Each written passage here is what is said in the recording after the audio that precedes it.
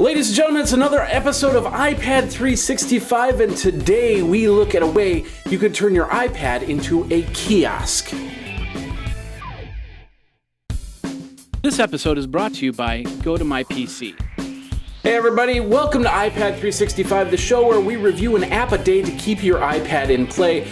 My name is Jeffrey Powers. Thanks a lot for coming. It is Business Monday, which means on Mondays we review an app that deals with a business, whether it be productivity business or keeping things in line, whatever. Business App Monday on iPad 365. Of course, you can Twitter me at iPad 365, or you can email me at ipad365show@gmail.com.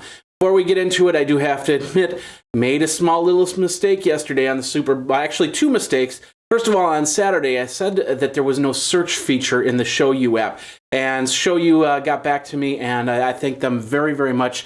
They made the correction.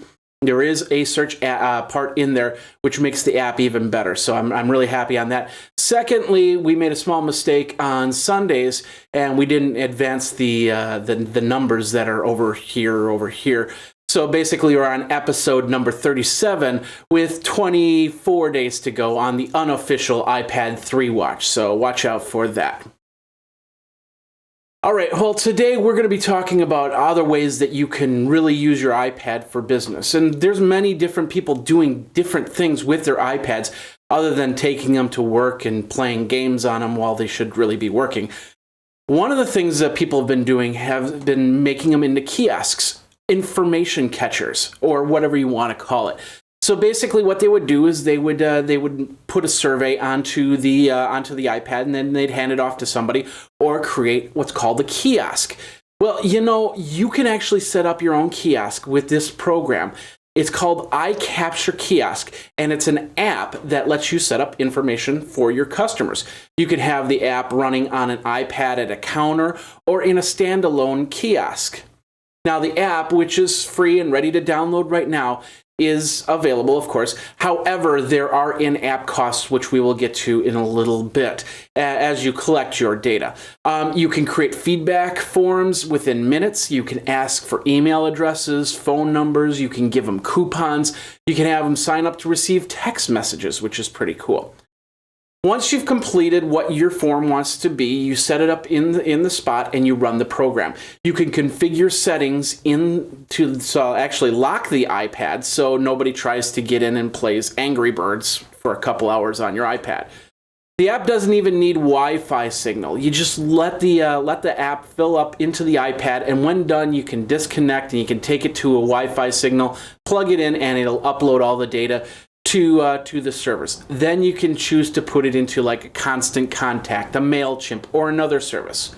There is an open API for integration to your software as well, and you can get the CSV file, download it for your Excel or for another program that you can put into your system so you can run your numbers and go from there. Now, of course, I've been talking about GoToMyPC. I've been using it for these last couple months here. When we went to CES, I loaded the GoToMyPC app on my computer, and I accessed it through my iPad, through my iPhone. Using that simple virtual mouse, I could move around, I could left-click and right-click without making too many mistakes. Because, it is an iPad, so you got to use the on-screen keyboard and stuff like that. However, if you need to get to your PC and don't want to take your computer with you, this is a great application to have. GoToMyPC sets up in seconds, and then of course, as long as you have Wi-Fi or a 3G signal, you can connect up to your PC and control it. Now, what was great about it was I could use my internet connection at home, which saved me a ton of money because I didn't have to buy another card just to have a faster connection in Las Vegas. I used the resources I had and I moved from there. Don't take my word for it. Try it yourself. Get yourself a 30-day free trial by going over to GoToMyPC.com. Click the Try It Free Now button, enter in the code podcast. Code podcast gets you 30 days of free access to your PC so you don't have to take it with you. Check it out, and then let me know what you think by twittering me at iPad365. GoToMyPC from Citrix. Connect smarter with GoToMyPC. Okay, so the iCapture Kiosk, the app is absolutely free, But the service starts around $80 for a 6-month subscription. They have a regular standard and then the professional series.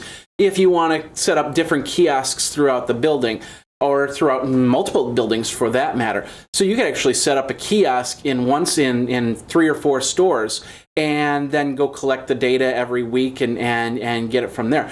They also have the pro subscriptions, and I think the most you're going to pay per year is $199.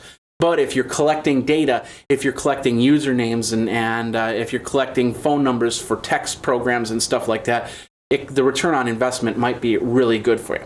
iCapture also has some other apps, including the iCapture birthday app, the iCapture coupons app, and a lot more.